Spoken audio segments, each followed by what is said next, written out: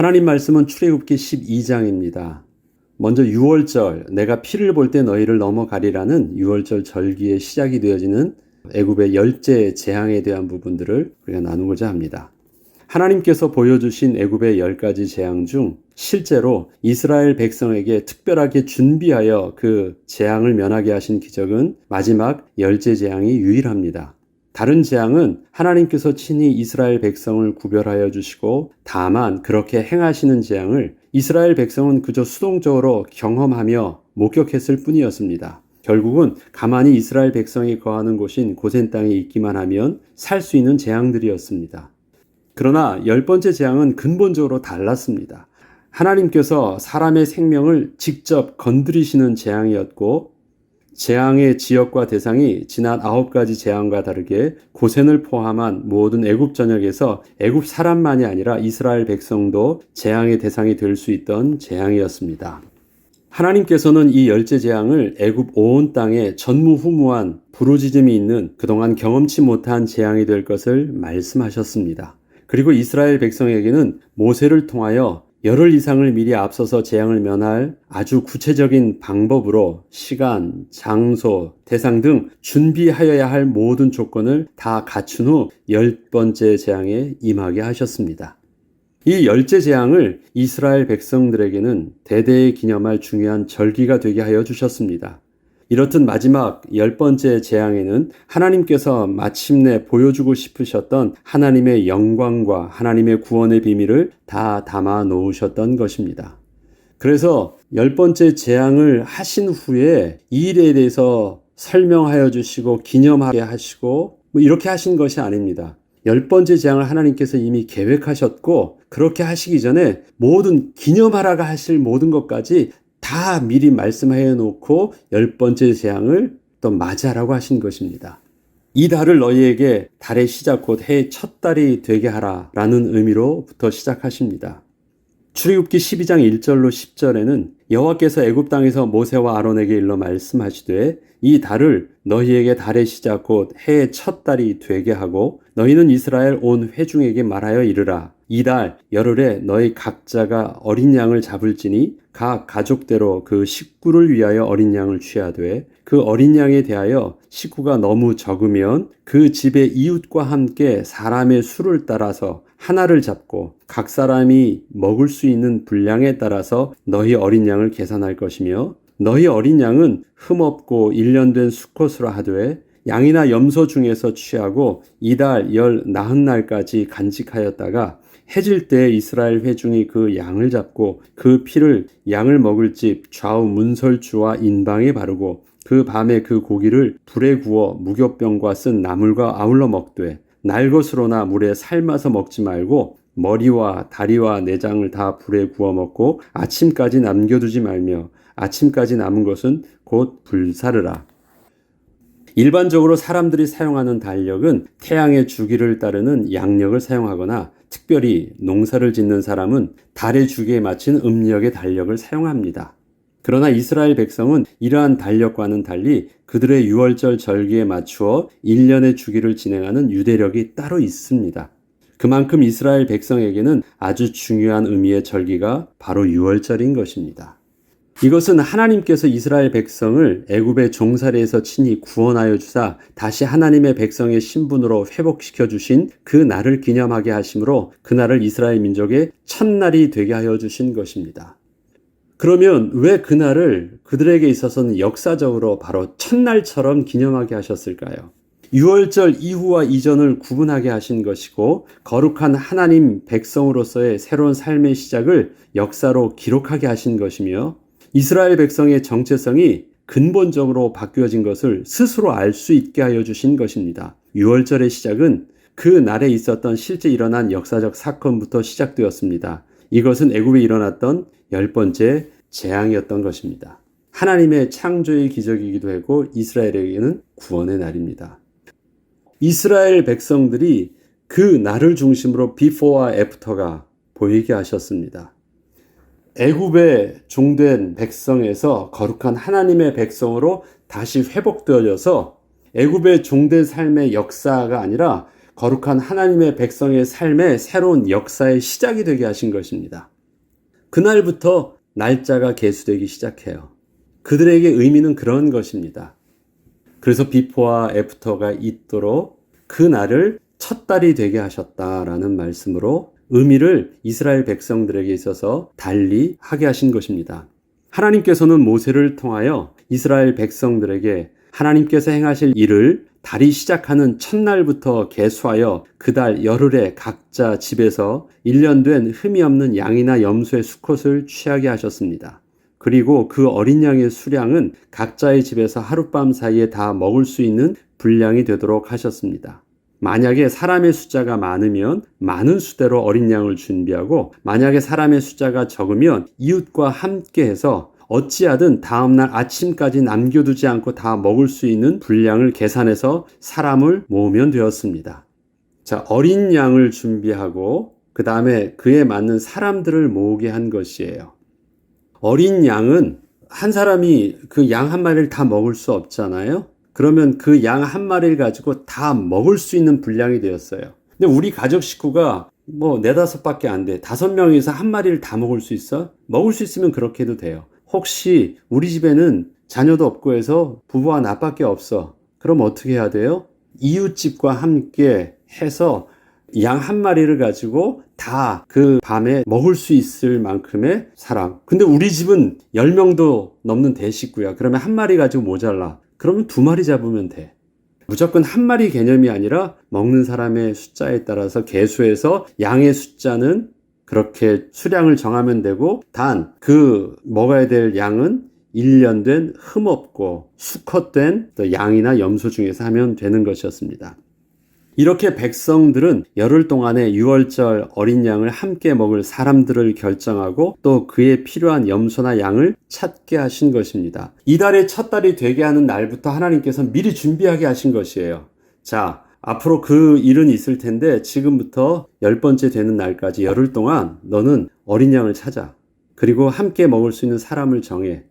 하루아침에 될 수 있는 일들이 아니거든요. 이스라엘 백성들에게 아무리 양과 염소가 많이 있더라도 1년이 되고 어떠한 상처나 흠이 없으며 수컷인 그 조건을 만족할 가축을 이스라엘 모든 가족들 각자가 다 찾는다는 것은 쉬운 일이 아니었기에 시간을 충분히 주신 것입니다. 열흘 동안 찾으면 돼요. 열흘 동안. 그리고 함께 먹을 사람들을 결정할 때 만약에 이스라엘 백성들의 소유인 종들이 있거나 타지에서 들어와서 함께 살고 있는 사람이거나 품꾼들은 이스라엘 백성들이 아니기 때문에 함께 하나님의 재앙을 피하는 유월절을 지키려 하면 반드시 할례를 받아야 했기 때문에 할례를 받고 회복되는 시간도 필요했던 것입니다. 누구든지 그 집에 있으면 살아요. 그 집에 들어가면. 그런데 그 집에 들어가려고 하면 단 조건이 있어요. 종이라도 괜찮아. 나그네라도 괜찮아요. 타국에서 온 품꾼이라도 괜찮아. 그러나 단 들어오려고 하면 이스라엘 백성들과 똑같이 할례를 받아야 돼요. 이스라엘 백성들은 이미 날 때부터 할례를 받았었기 때문에 문제가 없는데, 그러면 새롭게 종들이나 나그네들이 나도 살기 위해서 가만히 10번째 재앙과 9번째까지 재앙을 보니까 하나님이 살아계신 것 같아. 나도 10번째 재앙을 피하기 위해서는 너희들의 말처럼 하나님의 말씀을 믿고 나도 너희와 함께 하기를 원해. 만약 그렇다면 어떻게 해야 돼요? 할례를 받아야 돼요.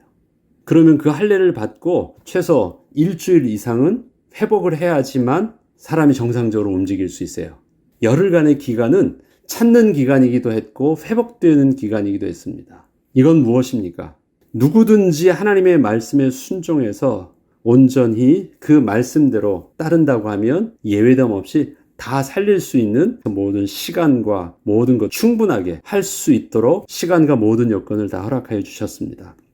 그것을 출애굽기 12장 43절로 50절에 보면 사람에 대한 대상을 이렇게 표현합니다. 여호와께서 모세와 아론에게 이르시되 유월절 규례는 이러하니라. 이방 사람은 먹지 못할 것이나 각 사람이 돈으로 산 종은 할례를 받은 후에 먹을 것이며 거류인과 타국 품꾼은 먹지 못하리라. 한 집에서 먹되 그 고기를 조금도 집 밖으로 내지 말고 뼈도 꺾지 말며 이스라엘 회중이 다 이것을 지킬지니라. 너희와 함께 거류하는 타국인이 여호와의 유월절을 지키고자 하거든 그 모든 남자는 할례를 받은 후에야 가까이하여 지킬지니 곧 그는 본토인과 같이 될 것이나 할례 받지 못한 자는 먹지 못할 것이니라. 본토인에게나 너희 중에 거류하는 이방인에게 이 법이 동일하니라 하셨으므로 온 이스라엘 자손이 이와 같이 행하되 여호와께서 모세와 아론에게 명령하신 대로 행하였으며 무조건 우리가 쉽게 영적으로 표현하기 위해서 그 집에 들어가면 산다라고 표현하고 있지만 그 집에 들어가는 사람은 할례를 받아야 돼요. 할례를 받는다라는 것을 신약에서 바울은 육체의 할례를 받은 것이 할례를 받은 것으로 하지 않고 유대인들은 실제적으로 할례 받은 자기들만이 선민이라고 말했지만 바울은 그리스도의 복음을 전할 때 누가 참 할례를 받은 자고 할 때 육체의 할례를 받은 자가 할례를 받은 자가 아니라 마음의 할례를 받은 자가 할례를 받은 자라고 표현을 해요. 그 말은 무엇입니까? 하나님의 약속을 믿고 온전히 그리스도를 영접한 자, 전인격적으로 하나님을 나의 구주로 영접한 자를 그가 진짜 마음의 할례를 받은 자로 표현을 하는 것입니다. 누구든지 하나님의 자녀된 백성이 될 수 있어요. 그러려면 무엇이 있어야 돼요? 할례를 받는 것. 다시 말해서 그가 전인격적으로 예수님을 나의 구주로 인정하는 신앙의 고백과 영접의 비밀이 있어야 되는 것입니다. 무조건 교회 가면 구원을 받는 게 아니라는 말이에요. 무조건 그들 속에 그냥 그 그늘 밑에 함께 있으면 되는 것 아니에요. 무조건 나의 자녀가 되면 되는 것이 아닙니다. 그가 할례를 받아야 돼요. 근데 할례를 받는다는 것이 그게 쉬운 말이 아니에요. 죽다 살아나는 것입니다. 특별히 어린아이는 모르니까 그냥 그렇게 당할 수도 있다고 쳐요. 그러나 그것이 다 큰 성인에게 있어서는 너무너무 고통스러운 일이 될 수도 있고 한편으로는 부끄럽게 수치스럽게 보이는 일도 될 수 있는 그 일들인데 그 일들을 해야 돼. 우리에게 요구되어지는 전인격적인 예수 그리스도의 고백. 세례를 받으면 구원을 얻는 것이 아닙니다. 그러나 내가 구원을 얻었다는 그 증거를 어떻게 해요? 모든 사람들 앞에서 신앙을 고백하는 행위가 세례예요. 그래서 중요합니다. 그냥 두리뭉실 그냥 나도 믿어 하면서 넘어갈 그런 일들이 아닌 것입니다. 그래서 반드시 구원 얻은 사람이 맞다면 세례는 당연한 것인데 구원받지 않은 사람들에게 그 세례라는 것은요 그렇게 쉽게 모든 사람들 앞에서 보여줄 수 있는 행위가 아니에요. 이해되시죠? 세례를 받지 않으면 구원을 받지 못한다는 말하고는 다른 의미입니다.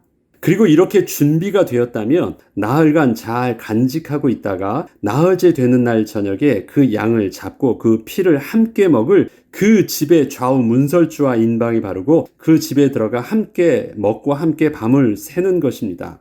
자, 이런 것이에요.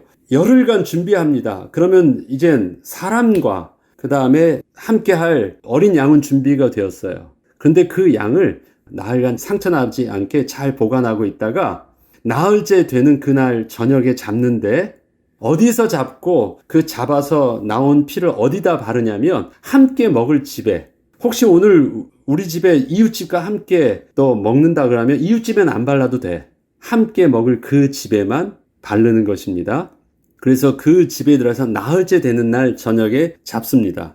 나흘째 되는 날 약속된 사람들이 약속된 집으로 함께 모일 때는 또한 그 집에는 이미 함께 먹을 어린 양은 준비가 되어 있었지만 함께 모이는 사람들은 그 집에 들어올 때 반드시 갖추어 입고 와야 하는 의복과 준비물이 있었습니다. 허리에 띠를 띠고 발에 신을 신고 손에 지팡이를 가지고 오는 것이었습니다.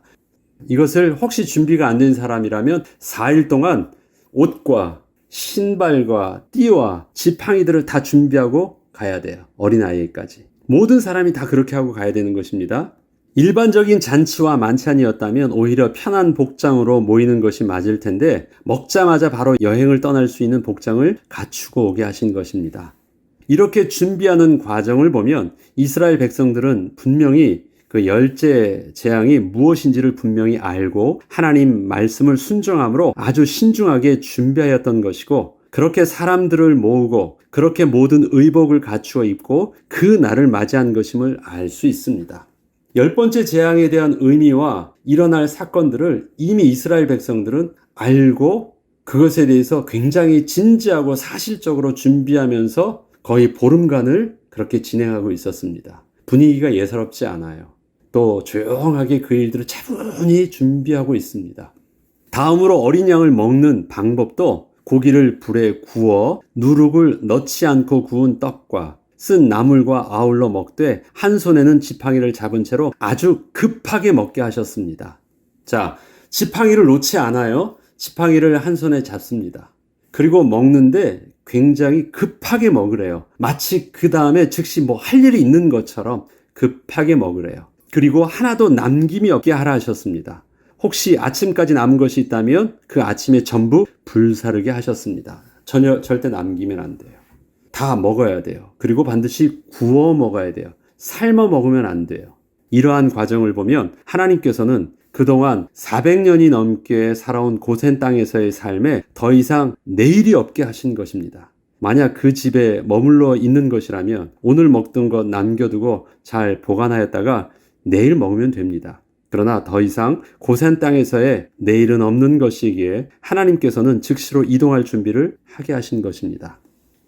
그동안의 애굽에 정착된 삶에서 유목민으로서 새롭게 이동할 자세를 갖추고 즉시로 그렇게 떠나게 하신 것입니다. 앞으로의 삶의 방식은 근본적으로 바뀌게 될 것입니다. 하나님께서 약속의 땅으로 인도하여 주시기까지 저들은 뭔가를 그 땅에서 내일을 위해 남겨두는 일은 할 수 없을 것입니다. 하나님께서 아브라함을 부르실 때 아브라함의 삶이 본래 갈대아 우르에서 정착된 삶이었죠. 갈대아 우르에서는 유목민이 아니었습니다. 아버지는 우상을 만드는 그 땅에서 정착된 삶이었습니다. 그러나 그가 여호와 이름을 부르며 하나님께 제사를 드리는 삶으로 다시 회복되어서 살게 하실 때 그들의 삶은 유목민의 삶이었습니다. 제사를 위한 가축과 또 하나님의 인도하심 속에서 제사를 드릴 수 있는 장소를 정하는 유목민의 삶이었습니다.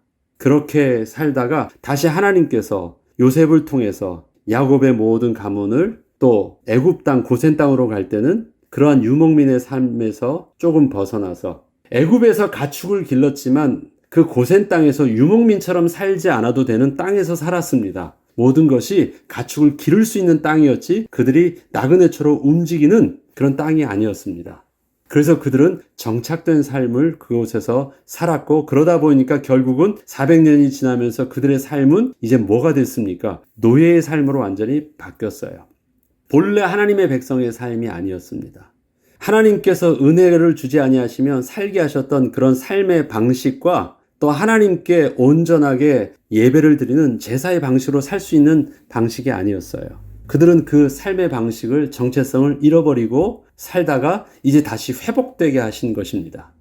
그래서 그들이 지금 하나님께서 띠를 갖추어 옷을 입고 신을 신고 지팡이를 들고 이제는 그 땅에서 그 집에서 사는 것이 아니라 마치 유목민이 때가 되면 또 이동하면서 살듯이 하나님께서 그들의 삶을 그런 삶의 패턴으로 바뀌는 시작을 그 다음에 그렇게 살 수 있는 복장으로 삶의 코드를 또 의복의 코드를 완전히 다 바꾸신 것입니다.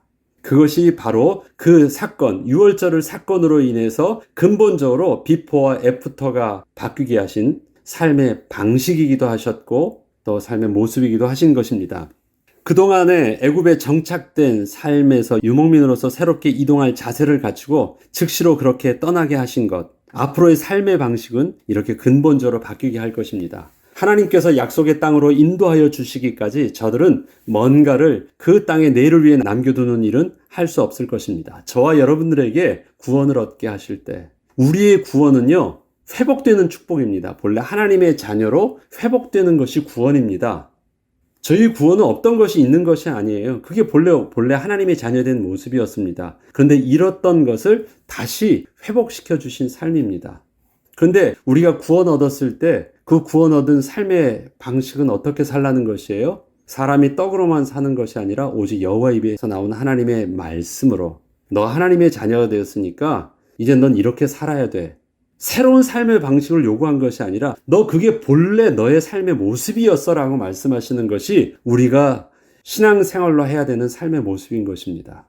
이해되시죠? 우리는 태어나면서 그렇게 살지 못했기 때문에 처음 겪는 새로운 삶처럼 보이지만 하나님이 우리에게 요구하신 삶의 모습은 그런 처음이 아니에요. 너 그게 본래 삶의 모습이야 라고 우리에게 요구하시는 말씀이십니다. 어떻게 사는 것이에요? 하나님과 함께 사는 것. 하나님의 말씀을 따라 하나님의 인도하심을 받고 사는 것. 하나님이 채워주시고 하나님이 공급해 주시는 삶의 축복을 가지고 내가 채움을 받고 일용할 양식으로 만족하며 사는 것. 그것은 이제 하나님의 백성 되었으니까 너 그렇게 살아야 되라고 말씀하시는 것이 아니라 본래 너를 부르실 때부터 하나님은 그렇게 하셨던 것이니까 또 하나님께서 그렇게 하실 그 일에 네가 이제 믿음으로 너의 삶을 본래 모습대로 바꾸면 돼 라고 말씀하시는 것입니다. 그것처럼 이스라엘 백성들도 그렇게 새로운 모습으로 바뀌고 나가는 것입니다. 그 밤에 애굽의 모든 신을 내가 심판하리라. 출애굽기 12장 12절로 14절에 보면 내가 그 밤에 애굽 땅에 두루 다니며 사람이나 짐승을 막론하고 애굽 땅에 있는 모든 처음 난 것을 다 치고 애굽의 모든 신을 내가 심판하리라. 나는 여호와라. 내가 애굽 땅을 칠 때 그 피가 너희가 사는 집에 있어서 너희를 위하여 표적이 될지라. 내가 피를 볼 때 너희를 넘어가리니 재앙이 너희에게 내려 멸하지 아니하리라. 너희는 이 날을 기념하여 여호와의 절기를 삼아 영원한 규례로 대대로 지킬지니라. 이스라엘 백성들은 하나님께서 말씀하신 대로 그렇게 순종하고 준비하여 피를 바름으로 모든 처음 난 것의 죽음을 면하고 구원을 얻게 되었습니다. 그렇게 함으로 하나님의 말씀에 순종함을 통한 유월절의 사건을 통하여 어린 양의 피의 비밀과 하나님 백성의 구원의 비밀을 명확하게 깨닫게 되었습니다. 앞으로 그들의 하나님의 산으로 가서 드릴 희생 제사에는 이러한 비밀을 담고 하나님께 드리게 될 것입니다. 하나님께서는 이스라엘 백성들에게 예배하게 하실 때 무조건 예배하게 하는 것이 목적이 아니셨습니다. 왜 예배를 해야 돼요? 그 이야기가 있어야지 예배가 되는 것입니다. 왜 찬양을 해야 돼요? 그 찬양의 이유가 있어야지 찬양이 되는 것입니다. 우리를 하나님이 하나님을 기뻐하고 찬양하는 거룩한 예배자요, 하나님을 섬기는 백성이라 되게 하실 때는요, 그 섬기고 그 예배하게 할 수 있는 그 이야기와 그 기쁨의 비밀들을 하나님은 우리와 관계를 맺고 우리와 삶을 함께 하시면서 많은 이야기를 우리의 삶 속에 담아주시겠다는 것입니다.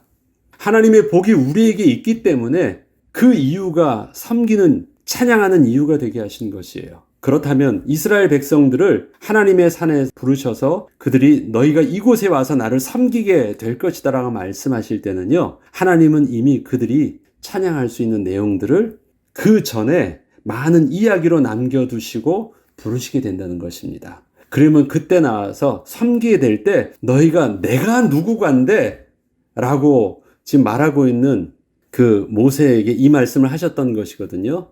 봐라, 너가 누군 줄 알아? 하나님께 예배할 수 있는 그 이야기를 담은 사람이야. 무슨 말인 줄 알죠?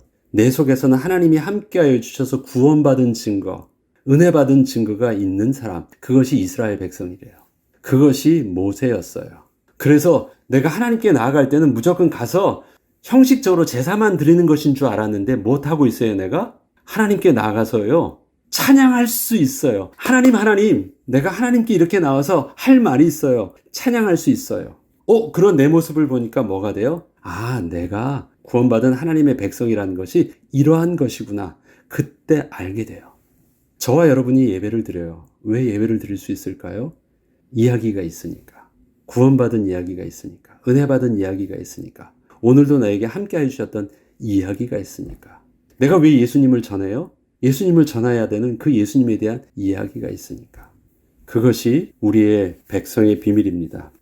출애굽기 12장 24절로 28절에는 너희는 이 일을 규례로 삼아 너희와 너희 자손이 영원히 지킬 것이니 너희는 여호와께서 허락하신 대로 너희에게 주시는 땅에 이를 때에 이 예식을 지킬 것이라. 이후에 너희의 자녀가 묻기를 이 예식이 무슨 뜻이냐 하거든 너희는 이르기를 이는 여호와의 유월절 제사라. 여호와께서 애굽 사람에게 재앙을 내리실 때에 애굽에 있는 이스라엘 자손의 집을 넘으사 우리의 집을 구원하셨느니라 하라 하매 백성이 머리 숙여 경배하니라. 이스라엘 자손이 물러가서 그대로 행하되 여호와께서 모세와 아론에게 명령하신 대로 행하니라.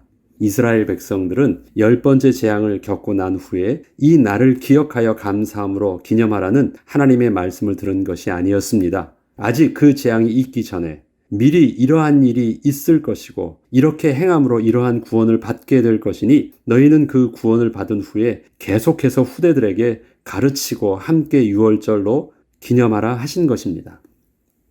하나님께서 출애굽에 대한 약속은 이미 거의 600년 전에 아브라함에게 이미 하셨던 말씀이셨고, 자 보죠. 야곱에게 있어서 함께 했던 기간이 440년 기간이에요. 그럼 그 전에 아브라함과 이삭과 야곱까지 오는 그 기간을 한 200년 정도로 보아도 3대에 걸쳐서 진행했던 일들을 200년 정도를 보아도 총 토탈하면 600년이 넘는 기간이에요. 무슨 말인지 이해되시죠? 대충 그냥 그렇게 긴 기간이었다라는 것입니다.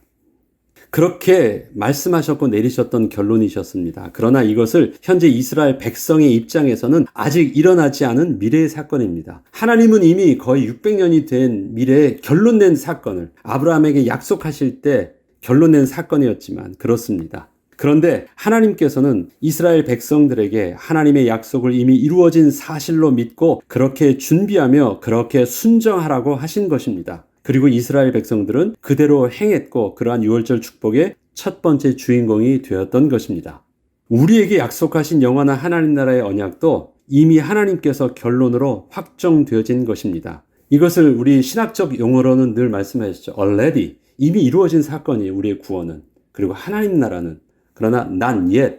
그러나 우리는 아직 그 사건을 아직 우리가 보지 않고 지금 확증된 사건을 붙잡고 오늘을 우리는 살고 있는 것입니다. 그래서 already, not yet. 그러한 신학적 용어를 쓰는 것입니다. 현재 오늘을 사는 우리에게는 아직 눈에 보이지 않는 내일처럼 보이는 모습입니다. 이러한 우리들에게 하나님께서는 믿음의 선조들이 누렸던 동일한 믿음의 방식을 가지고 오늘의 삶을 믿음으로 살라고 하십니다. 그러한 믿음의 방식으로 누렸던 축복을 히브리서 11장에는 선진들이 이로써 증거를 얻는다고 하죠. 믿음은 바라는 것들의 실상이요 보지 않는 것들의 증거니 선진들이 이로써 증거를 얻었느니라. 바라는 미래의 것들을 오늘 일어난 것처럼 믿고 그렇게 반응하고 그렇게 누리면서 살고 있대요. 선진들이 누렸던 증거들이 그런 것이래요. 바라는 것들을 오늘 미래의 일들을 오늘 것처럼 보이고 저와 여러분의 오늘의 삶이 그렇습니다. 우리의 믿음의 눈은 오늘의 삶을 육신의 눈으로 보면 불안정하고 위급하고 아무것도 없어 보이지만 믿음의 눈으로 볼 때는 미리 이루어진 일들을 당겨놓고 와서 오늘의 삶을 평안하고 되어진 것처럼 하나님을 찬양하고 감사하고 그렇게 모든 것을 갖추고 되어진 것처럼 자녀들에게 가르치면서 오늘을 살아요. 그런데 이 믿음의 눈이 열리지 않은 사람들은 어떻게 해요? 아직 일어나지 않은 내일 일어날 두려움을 오늘 일로 땡겨서 두려워하면서 오늘을 살아요. 똑같이 믿음입니다. 불신앙도 믿음이고 하나님이 계신 것을 믿는 것도 믿음입니다. 두려움은 망할 것을 오늘 땡겨서 믿는 것이고 우리의 찬양과 우리의 믿음은 하나님께서 이미 되어질 것을 되어진 것으로 오늘 믿는 것입니다. 저와 여러분은 하나님의 은혜 가운데 그러한 믿음의 선조들이 누렸던 믿음의 삶의 방식을 통해서 오늘 누리게 된 구원받은 하나님의 백성입니다. 하나님은 이 영적인 비밀들을 유월절 하나님의 백성의 첫날을 시작할 때부터 이미 시작하신 것입니다. 신약의 히브리서에서 말하는 믿음이 아니었어요. 이스라엘 백성을 구원을 얻게 하실 때부터 하나님은 결론 난 것으로 말씀하시면서 이미 그렇게 하라고 하시면서 준비하게 하셨고 이스라엘 백성들은 아직 일어나지 않은 사건들을 유월절을 그렇게 준비하면서 그 축복을 순종함으로 누렸던 것입니다. 오늘도 우리에게 저와 여러분이 그러한 응답의 비밀을 가지고 유월절의 믿음의 비밀을 붙잡고 오늘도 승리하는 여러분 되길 주의 이름으로 축복합니다. 기도하겠습니다. 하나님 아버지 감사합니다. 유월절을 통해서 하나님께서는 하나님 백성에게 거룩한 하나님의 백성으로 사는 첫날의 역사적인 첫날이 되게 하셨습니다. 그 역사적인 비밀들을 하나님께서는 우리에게 예수 그리스도를 구주로 영접하는 구원 얻는 비밀을 통해서 유월절의 그 영적인 의미를 붙잡게 하셨습니다. 예수 그리스도를 나의 구주로 영접하고 나의 주인으로 시인한 역사적 첫날의 비밀이 날마다 우리가 기념하며 또 우리의 삶을 매일매일 새롭게 회복될 의미 있는 날이 되게 하시고 이 영적인 비밀들을 우리 자녀들에게 잊지 않고 증거하고 가르쳐 줄 수 있는 은혜가 있게 하여 주옵소서. 오늘도 그러한 축복을 가지고 믿음의 비밀을 가지고 승리하는 축복의 날 되게 하여 주옵소서. 감사드리며 우리 주 예수 그리스도 이름으로 기도합니다. 아멘.